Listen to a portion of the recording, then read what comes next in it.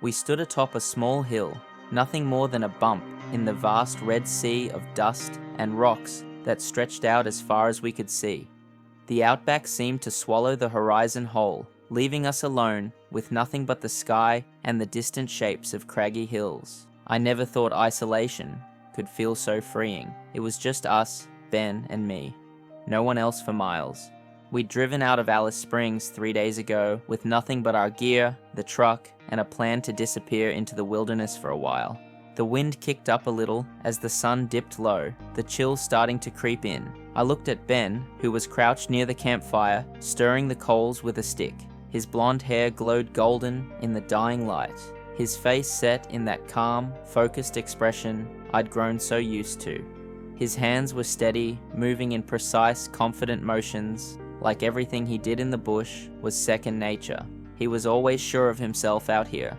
"What are you thinking?" I asked, my voice carrying easily in the empty air. Ben didn't look up, just shrugged, his lips curving slightly. "About how bloody cold it's gonna get tonight." He glanced at me, that familiar grin tugging at the corner of his mouth. "Hope you're ready to freeze your ass off." I smirked. "I'll manage." But the truth was, even in the cold, Ben always managed to make me feel warm. We sat in silence for a while, just watching the sunset. It was a perfect moment, one of those where the world felt still. "I've been thinking," Ben started, his voice low now, different from the easy banter we usually shared. "About us, about the future." I didn't respond right away. We hadn't talked about the future much, just about the next camping trip, the next adventure. It was always enough to just be out here together, away from everyone and everything, but I knew where he was going. "You want to tell them, don't you?" I said quietly, staring into the fire. "Our parents, our mates?" Ben didn't answer at first, which was enough of an answer. The silence stretched between us, like the distance between those hills, far off in the distance. "We can't keep hiding forever, Jack," he said finally, his voice steady but soft. "I'm tired of it. Don't you want more than this?" I felt my chest tighten. Of course I wanted more. I wanted everything with Ben. But the thought of facing everyone back home, of telling them we weren't just mates, but something more, I wasn't ready for that. I didn't think I ever would be. "And what happens if we tell them?" I asked, my voice sharper than I intended. "What if they don't get it? What if they don't accept it? We're not kids anymore, Jack. We can't let other people decide who we are. We've been out here long enough. Maybe it's time we go back and live like we actually want to." He was more serious than I'd seen him in a long time. There was this weight in his eyes, something I hadn't noticed before. It wasn't just about telling people, it was about us, about moving forward. "You want us to move in together, don't you?" I said, the words hanging heavy between us. Ben nodded slowly. "Yeah, I do." The fire crackled in the quiet. I didn't know what to say. Part of me was terrified of what would happen if we outed ourselves, if we tried to live together like a real couple. But the other part of me, the part that loved Ben more than anything, wanted to say yes, wanted to jump headfirst into it, no matter the risk. But fear doesn't just go away because you want it to. "I don't know if I can," I whispered, not meeting his eyes. Ben didn't respond. He just stared at the fire, his expression unreadable. The silence between us grew colder than the night air ever could. The fire died down to a soft glow, just embers now, pulsing with the last bits of heat. We sat there side by side, neither of us speaking. The argument from earlier still hung between us, but we'd settled into the kind of silence that felt comfortable. It was the outback. There wasn't a sound for miles. Nothing but the crackle of dying wood and the faint rustle of the wind across the desert floor. I tilted my head back, staring up at the sky. Out here, the stars were different. They weren't muted by city lights or hazed over by pollution. They were sharp, brilliant, like diamonds scattered across a canvas of endless black. The Southern Cross glimmered above us, as bright as I'd ever seen it. Ben was quiet too. I could feel him next to me, his presence a steady, familiar comfort. Whatever tension had been between us earlier was softened now by the vastness of the night and the overwhelming sense that we were just two small dots in a landscape that existed long before us and would exist long after. Then I heard it. At first it was just a faint sound, something carried on the wind, a whisper, almost. I closed my eyes, trying to focus on it. It was rhythmic, like the wind tearing at the fabric of the earth, or the sound of paper being slowly ripped apart. But it grew louder, more defined, and that's when I realized it wasn't the wind. The rhythm changed, becoming the unmistakable beat of something moving across the land. It was the sound of hooves pounding the dry earth. My eyes snapped open. I could feel my heartbeat quicken as I listened closer.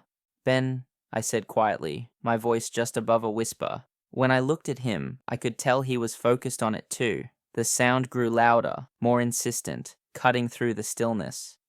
"What the hell is that?" Ben said, as he rose to his feet. It sounded like a horse, big, fast, galloping toward us with terrifying speed. But there were no horses out here. Nothing that size should be out here.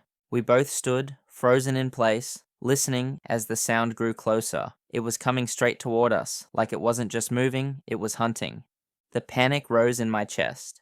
Ben unfroze and grabbed the bottle of lighter fluid. In one swift motion, Ben squeezed the trigger and dumped the fluid over the dying embers, and with a sharp flick of his lighter, the flames roared back to life. The fire blazed up around us, flooding the campsite with a sudden blinding light.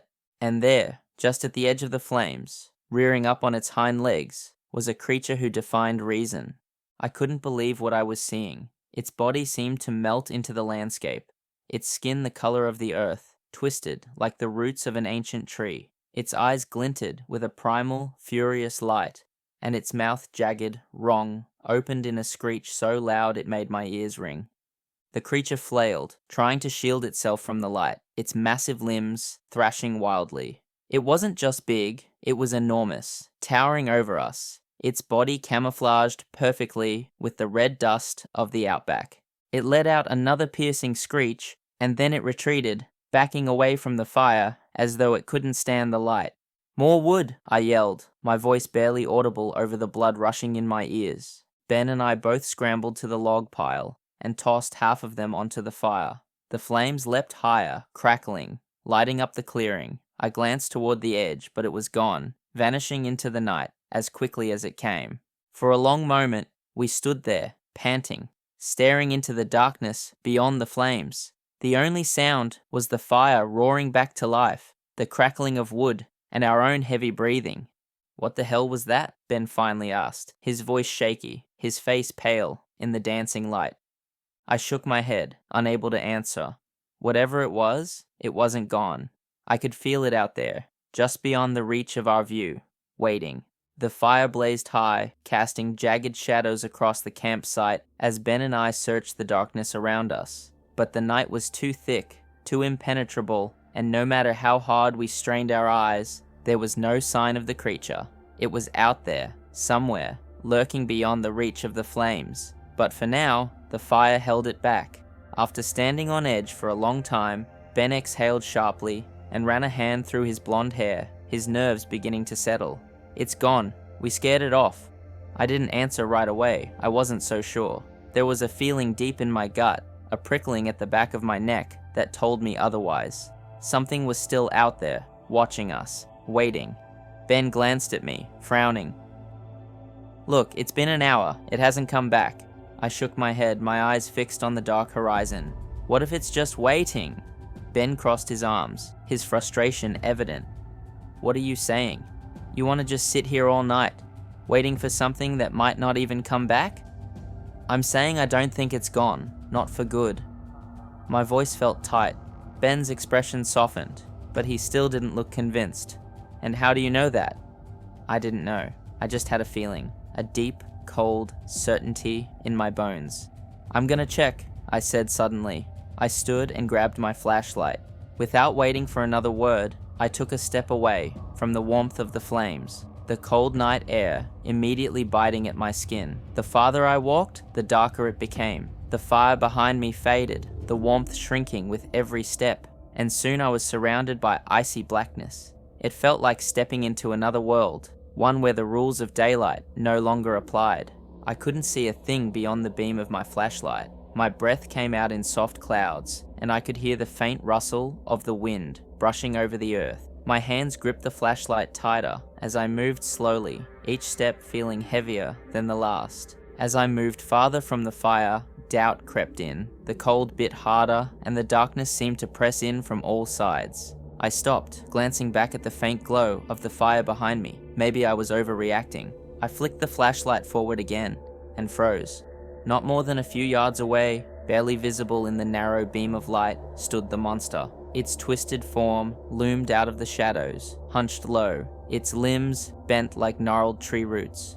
I could see its eyes, small, cruel, glowing faintly in the night. Its cracked, dirt-like skin seemed to ripple as the light hit it, and when I lifted the flashlight higher, the creature recoiled slightly, letting out a low, guttural hiss that made my blood run cold. My pulse hammered in my ears, my body frozen with fear. I wanted to scream, to call out for Ben, but I couldn't move, couldn't breathe. The creature's eyes locked on mine, and for a split second, I was certain it was about to lunge. Then the flashlight flickered. I snapped back to reality, taking a stumbling step backward as the light wavered in my hand. "Ben!" I yelled, my voice hoarse. I didn't need to say anything else. Ben was already on his feet, scrambling through our bags, grabbing every lantern, flashlight, and headlamp we had. Within seconds, he was turning them on, their beams cutting into the night, lighting up the clearing. It let out a high-pitched screech, thrashing wildly as the lights hit it, but something stopped me. "No, wait!" I shouted, my voice panicked. "Don't use them all." Ben hesitated, the last lantern in his hand. "What? Why?" I stumbled back toward the fire, my eyes never leaving the creature as it backed farther into the shadows. "The fire's been enough so far. We only have a couple of hours until sunrise. If we burn through everything now..." Ben's eyes widened. "We'll be defenseless." It was retreating, snarling as the lights followed it. We had light, yes, but how long would it last? "Keep them close," I said, my voice steadying, "but don't use them unless we have to. We need to make it last." The fire crackled louder as we both hurried back to its warmth, the creature fading into the blackness once again. We sat in silence, every muscle tense, watching the edge of the... The night wasn't over yet, and neither was that thing. The night dragged on, the fire burning bright as a shield between us and the creature. I thought maybe, just maybe, the thing would give up and leave, but it didn't. It was persistent. The fire kept it at bay, but it never went far. Every so often, I'd see it, just at the edge. Those twisted limbs moving in the dark, its glowing eyes staring at us. But it didn't just stay still, it was active. Every now and then, it would circle us, its form melting into the shadows, vanishing only to reappear in another spot. It was smart, smarter than anything we'd ever come across out here. And then, it started throwing rocks. Ben cursed, grabbing another piece of wood and tossing it into the fire, the flames leaping up higher. We sat close to the flames, our backs to each other, trying to watch every side at once. The creature was out there, always moving, always circling, and every few minutes we'd hear it let out a strange, huffing sound. At first I didn't realize what it was doing. It wasn't until I saw it pause, head lifted slightly, nostrils flaring in the dim light, that I understood. It was smelling us. And not just once, it kept doing it, over and over again, like it was getting high off our scent. I could see the way its body tensed, the way its chest heaved, and every time it caught a whiff of us, it went into some kind of frenzy. It would kick at the sand, thrashing its limbs in wild fits, throwing more rocks at the fire, at us. It wasn't just hunting us, it was obsessed with us. The realization hit me hard, and I swallowed thickly, glancing over at Ben. "It's the smell," I whispered. "It's going crazy over our scent." Ben's face paled as he looked out into the night, his eyes wide. "What the hell is this thing?" "I don't know," I said, watching as the creature disappeared again into the shadows, only to re-emerge a moment later, claws digging into the earth as it threw a handful of sand in our direction. But it's not just a dumb animal. The creature seemed to get more agitated as the minutes ticked by, as if it knew time was running out. At one point, I heard a rustling from behind me, something moving in the brush. Before I could even react, a snake came flying through the air, landing at our feet. It was still alive, writhing and hissing, and Ben jumped back with a startled yell. "What the hell? Did it just throw a snake at us?" he shouted, his voice tinged with panic. I nodded, kicking the snake back into the dark. Ben cursed under his breath, grabbing the axe we'd brought along and gripping it tightly, his knuckles white. "This thing is playing with us." But no matter what it tried, it couldn't break through, no matter how much it wanted to. Then finally a faint light, just over the horizon. The northeastern sky was starting to lighten, the first hints of dawn breaking through the dark. The monster knew it too. I could see it getting desperate now, its movements more frantic, its screeches more guttural. But we still had plenty of firewood, and our lanterns and flashlights were untouched, ready if we needed them. The creature let out one final piercing scream before retreating, slinking back into the shadows. We watched it, tracking its movements as best we could, but it was gone, disappearing into the west, swallowed by the night. For a few moments, neither of us moved. We just stood there, breathing hard, staring at the spot where it vanished. My heart was pounding, and my hands were trembling, but I didn't care. It was gone, at least for now. "We need to go," I said, finally, as the crested above the earth. Ben nodded, his face pale but determined. "Yeah, let's get the hell out of here."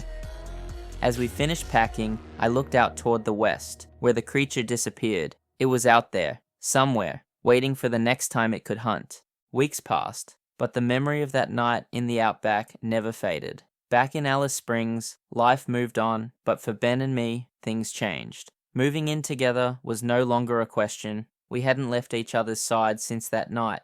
It just made sense. We didn't talk about it much, but I think we both needed the comfort of knowing the other was nearby, especially after what we seen. Ben had it worse than I did. I tried to reassure him, to tell him that we were safe now, but he was still haunted by nightmares. He couldn't shake it, no matter how much time passed. I'd pull him back into bed, hold him close until his breathing slowed, until he could fall asleep again. But even then, I knew the nightmares would come back. They always did. For me, the memories didn't hurt as much. I didn't know why. Maybe it was because I spent so much time thinking about it, trying to make sense of what happened. Maybe it was because I believed, deep down, that we beat it. Whatever that thing was, we outsmarted it, outlasted it. We survived. But Ben wasn't convinced. Every bump in the night, every strange noise in the street made him flinch.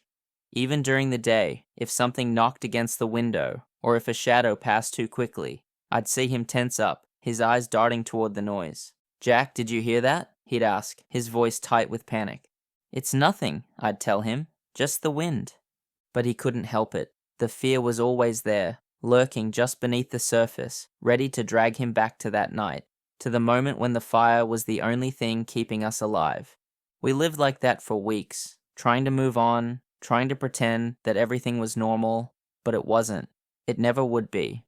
One night, I woke up to find Ben standing by the window, looking out into the dark. His face was pale, his eyes wide, and I knew he hadn't slept again. I didn't know what to say. We were far, far away from the outback, far away from that monster. But I understood. It didn't matter how far we were, the fear was still with him, still clawing at the back of his mind. Ben sighed, rubbing his face with his hands. "I can't shake it, Jack. I feel like it's waiting for us, like it's going to find us." I wrapped my arms around him, pulling him close. We didn't understand what that creature was, or how it came after us, and I didn't know if it could ever find us again. All I could do was hope that it wouldn't. It wasn't long after that conversation that we came to the only conclusion we could. We couldn't stay in Alice Springs, so we made a plan. For weeks we prepared. We didn't talk about it much, we just knew what we had to do. We saved up money, sold a few things, and started packing. It wasn't easy, but it felt right. It was the only way to move forward. Finally, the day came. We loaded up the car with everything we could carry, locking the door to our small place in Alice Springs for the last time. Ben stood there for a moment, staring at the house, his hands clenched into fists. "You ready?" I asked, my voice gentle. He nodded slowly, turning to me. "Yeah, let's go." As we drove away, the desert stretching out around us, I felt a strange mix of relief and sadness. We were leaving behind everything we knew, everything we built together. But it was the right choice. We had to move on. I glanced over at Ben as he stared out the window, his blonde hair catching the light of the rising sun. There was a calmness in his face I hadn't seen in weeks, a sense of peace that came with the decision to leave. We were moving on, but the memories would always be with us. Life in Sydney had settled into a new rhythm. We rented a small back house from an elderly woman named Jill. She was a retired school bus driver with a kind smile and a quirky habit of tending to her garden hours before the crack of dawn. For us, the arrangement was perfect. The rent was cheap and Jill was grateful for the extra pair of hands to help with odd jobs around the place. Ben was able to sleep through most nights, a small victory that we both clung to with relief. However, he never slept with the lights fully off. It was a small compromise, but it gave him a sense of security that helped him rest easier. For me, it was a small price to pay for seeing him calm and peaceful. We grew fond of Jill's peculiar routine. Every morning at 3 a.m, without fail, she'd be outside turning on her garden lights and watering her flowers. It became comforting, if odd, part of our new normal. It was the anniversary of the night we encountered the creature in the outback. Despite being thousands of miles away and surrounded by millions of people, the memory of that night never seemed to fade. Ben struggled more than ever during this time, finding it hard to sleep and constantly on edge. That particular morning, I woke up to find Ben already getting dressed. His face was pale, his eyes distant. "I'm going out," he said quietly. "I can't stay inside tonight." I followed him, slipping on my shoes and heading out into the chilly early morning air. We walked into Jill's garden, where she was already busy with her usual routine. Her movements were rhythmic and practiced, a stark contrast to Ben's tense, restless demeanor. Jill looked up as we approached, her eyes crinkling into a smile. "Well, if it isn't my early risers, can't sleep either." Ben managed a weak smile and shrugged. We stood there in the cool dawn, the only sounds the rustle of leaves and the gentle splash of water from Jill's watering can. After a few moments of silence, Ben finally spoke up. "Jill, can I ask you something?" She paused, turning to look at him with a curious expression. "Of course, dear. What's on your mind?" Ben hesitated, then finally said, "Why do you always get up so early to water your garden?" Jill looked up at her plum tree with a concerned expression. "Ah, that damn thing," she said, her voice tinged with a hint of sadness. "Well, if I don't turn the lights on and get out here, that creature that watches you boys sleep will eventually kill my plum tree. It can barely hold its own weight, let alone the weight of that thing."